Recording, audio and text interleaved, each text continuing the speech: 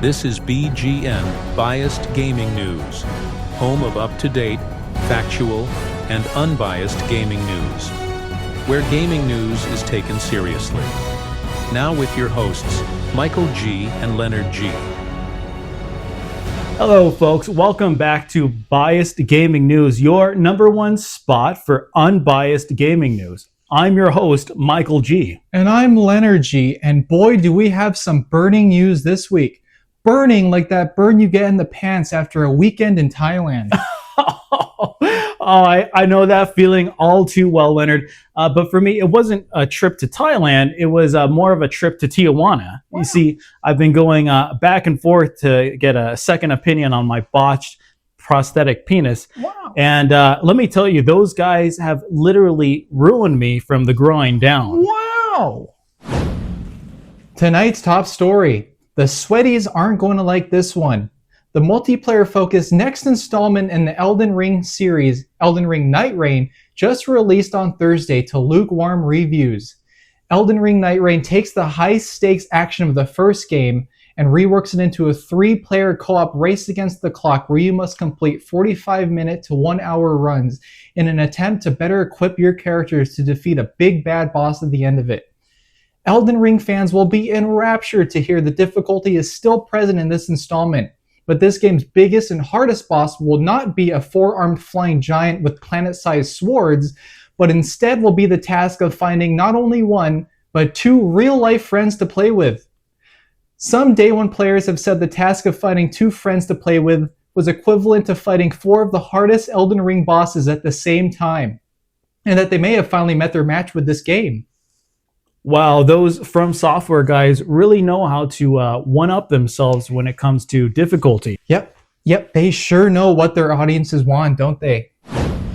Recent reports have shown that the hit boomer shooter Doom: The Dark Ages had reached 3 million players since its launch, but reportedly only around 1 million of those players actually bought the game. The game also was available day one on Microsoft's Xbox Game Pass, essentially free for subscribers to play the id Software game immediately without paying. This, along with the hefty $70 price tag, may explain why most players went the Game Pass route, and only the sad dads in their 40s still gaming in the past decided to purchase it. This continues the question of just how successful a game or franchise can be when it releases day one on Game Pass, as game sales usually dictate whether a sequel should be made. All I know is Big Papa Phil is probably swimming in a swimming pool full of $100 bills and cheap Brazilian hookers.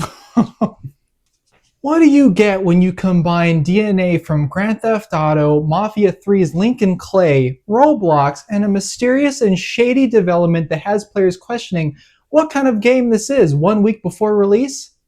You get Mindseye. This is a quickly approaching third-person shooter game from Rockstar Games alumni Leslie Benzies, who still leaves people unsure of what exactly he did at Rockstar Games, other than the fact that he was a big deal there.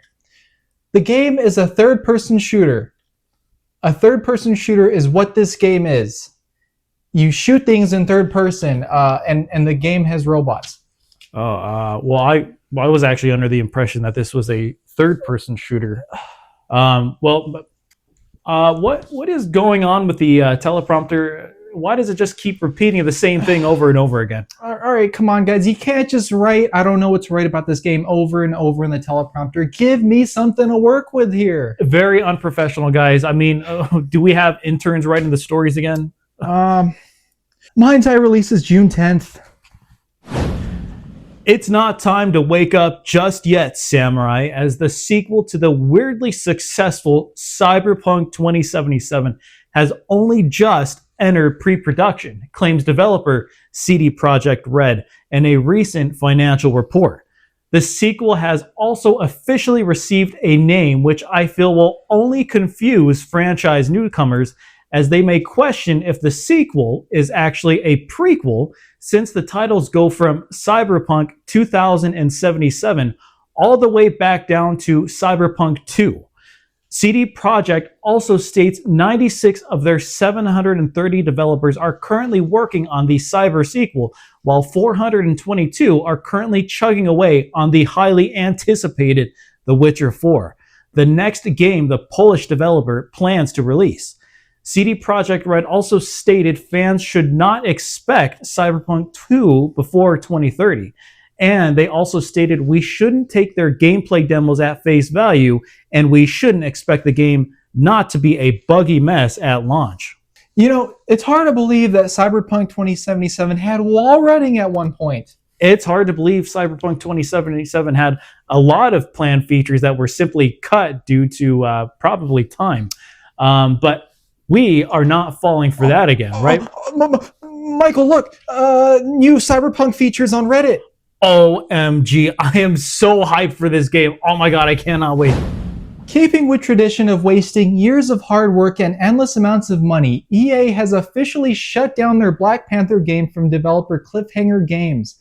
After these events, the people who created Cliffhanger Games couldn't have known their name would hold this much weight after the closure, as they themselves have been left in a cliffhanger.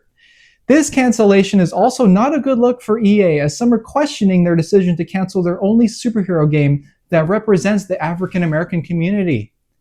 This news has supposedly attracted ire from the one and only Al Sharpton.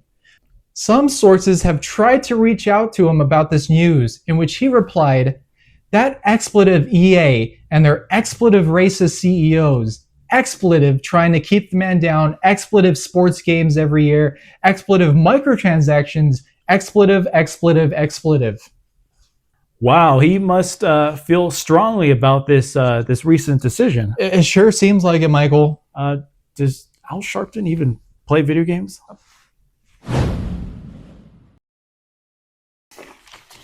Slow news this week. Yeah, sure was. You watch any good shows lately? Did you watch the season 2 of The Last of Us? No, I couldn't get past the second episode. You know, our camera guy Steve said that after Joel dies, the show just becomes a softcore lesbian porno in a post-apocalyptic setting. Yeah, I didn't finish it either.